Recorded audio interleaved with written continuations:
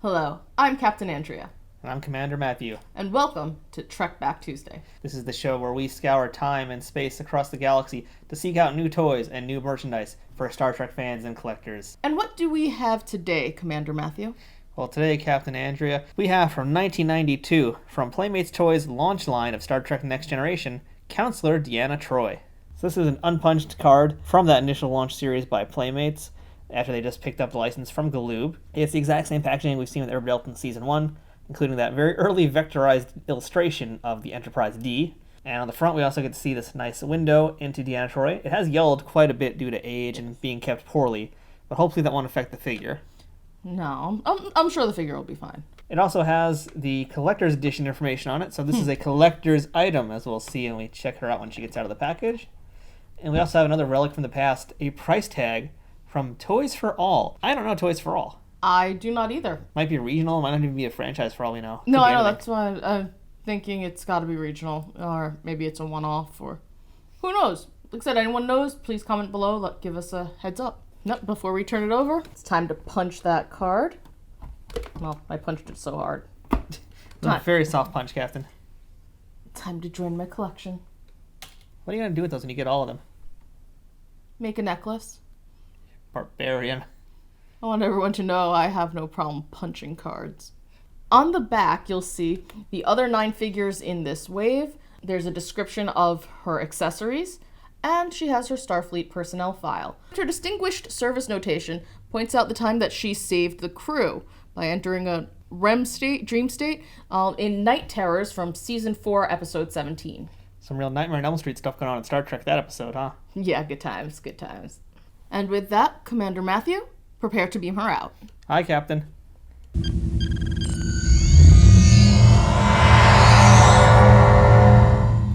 Counselor Troi is on the bridge, Captain. Affirmative. Thank you, Commander Matthew.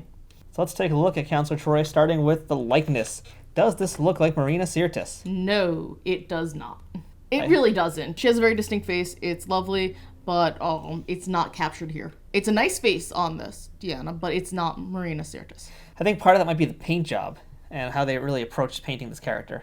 The paint job is definitely part of it, but also I would say the nose. It isn't quite there. Her cheekbone structure. I mean, like I said, she has a very particular type of face. It's not necessarily conventional, and a lot of these, for the female characters, a lot of them like to stick with a particular type of mold, a particular type of look, and unfortunately, Marina doesn't fit that. But they did get that hair, I'd say, The hair, yes. pretty spot on. The hair looks fantastic. From all angles, really.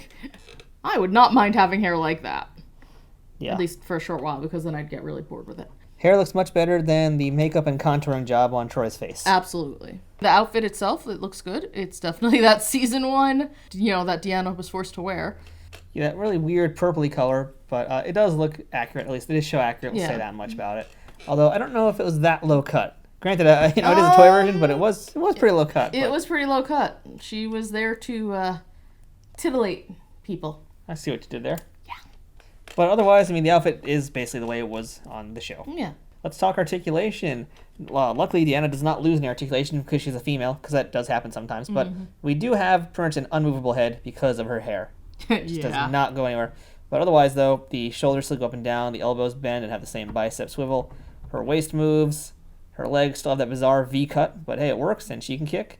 And that is it. But it's not bad. It's actually, it is very unique to this Playmates line, how they move around and articulate. It's not the worst, not the best, but better than what a lot of was out there at the time. I agree.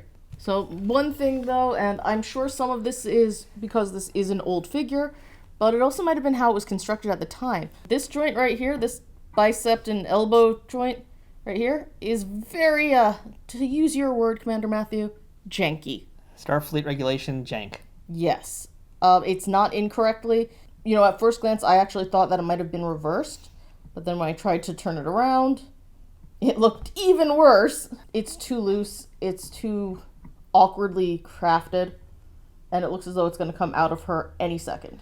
Yeah, that was one of the problems I always had with these as a kid, is that usually it would be that part that fall out of them. It'd either be the wrist that popped out or the arm joints because of those bicep swivels. And I remember on several occasions having to write letters to Playmates or have my parents help me write letters to Playmates to basically send them back this and get a new version of it. Wow. That would happen a lot, and this is a big problem with that, because you can tell also it's the plastic that they use It's a very soft plastic, so that's why it's just so wobbly. And again, probably from being kept in the heat or in a bad storage place for a long time, it just eventually fell apart. Unavoidable. So one other fun thing to notice, I didn't see it until just now when we were looking at her joints. This hand in particular, it looks pretty at first glance. It looks like a good hand at first glance. But then you'll notice she has lines all the way down. So it's her fingers basically stop at her wrist. Whereas on this hand, it stops where hands normally. Yeah, it's supposed to be like, You have fingers, then you have the palm and the back of the hand, and then you have a wrist. Clearly it's supposed to be like the bones and stuff, the bone structure, but the way they sculpted it, it's way too deep. Yeah. It could have just been a lot smoother. That was a small flub. They did it right on this hand, on the other hand, so it's just kind of funny to me. And her hands are just absolutely tiny and delicate. Yeah, that's the thing with these men figures that they did in this line were pretty big, and generally in that time period, action figures had larger hands. The women, they did try and keep them a little bit more diminutive. Yes. And doing so, that affected how their accessories work with them as well. So, excellent segue, Commander Matthew. I've been practicing all week, Captain. I know you have. I've listened to it. So her accessories we start with her base, the Starfleet insignia, and her name in, that label maker font. Label maker font. Of the future. Yep, it just says Troi. It's easy for her to stand on. I think it's going to be easy for her to stand on. Well, luckily she doesn't have weird legs like the other characters did. I think with the female figures in particular, they didn't get the action poses. They didn't get action poses because they really wanted to keep that shape of them. So, so that means we at least get human-looking stance from her very easily, and she fits in the base. Yes. So the rest of her accessories are interesting because, quite frankly, we've seen them all before. Yes, we have. They're all recycled parts. Yes. We have her desktop viewer, which we saw with Picard. And as you can see, side by side, they're literally the exact same thing, just a different color.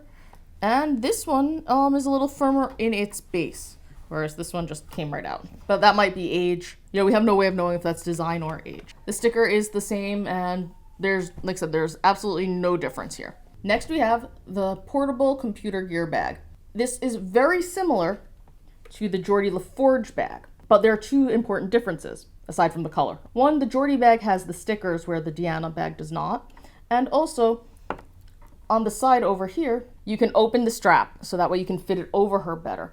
I believe we've already seen that with the Beverly Crusher figure. So this was a pretty common thing to reuse. A lot of the figures had this type of bag, so not uncommon. No, but it's interesting. I mean, like I said, they call it the same thing as Geordi. I don't recall if they said that for Beverly. No, for Beverly it was like her medical kit. Exactly, so I find that interesting, that it's slightly different design, but the exact same thing. Next, and these are the two interesting ones, we have a regular pad, and we have her tricorder. Again, we've seen these before. What makes these two different is on the back, they have a holder for her because her hand is so small. Whereas Picard didn't, because his hand is larger and can actually hold it. Let's see if we can fit this in. I always had trouble trying to figure out how it went in, but I guess it's like this. I usually just put it like backwards. It just fit honestly better like that, but it's not supposed to be like that. It's really it's supposed to be the other way around. It's supposed to be in the front, and it kind of sort of works. It's okay. It just still looks kind of goofy. It looks like she's about to play racquetball with it. Spring ball. Sorry, spring ball. Spring ball. They're not much to talk about because we've seen them all before. And also, this little handle here, it actually does rotate, so it can help out fitting on different hands if you need to, or just different hand positions. So that at least gives you some ability of movement with these, because her hands aren't going to do much. So that's what you get to counteract that. Yeah. But overall, I mean, this isn't something that you write home, to anyone about. No, it's, they would make a lot more Deanna Troi figures as time went on, and they would get better. They would definitely improve a lot of elements of this, including the sculpt, the body. Things would get better for Deanna. I believe so. I'm glad she was included. That's pretty important. But at the same time, I'm a little disappointed with this figure, to be honest. We had such a strong showing with the other figures, and this one is just, Well, I do have some bad news for you, because they actually would reuse this body one more time for Deanna. At least once or twice more, in fact. There was a red version of the same outfit that they make later on. I don't mind the outfit so much as I mind the face. Still the same head also, I believe. Yeah, again, that disappoints me considerably. But I know it gets better, so my disappointment will be short-lived. Because also that was many years ago in the past, and nowadays I know it's better. So overall, this Deanna Troi, it's not the best Deanna Troi out there. There's definitely better Trois to get. If you're just trying to get that whole first series to get your bridge crew, you can find her really easy and very cheaply as well. Yes. But there are better Trois to be had. I think that's a great way to sum it up. And with that, I'm Captain Andrea. And I'm Commander Matthew. We'll see you next time for another episode of Trek Back Tuesday. So until then, live long and buy toys.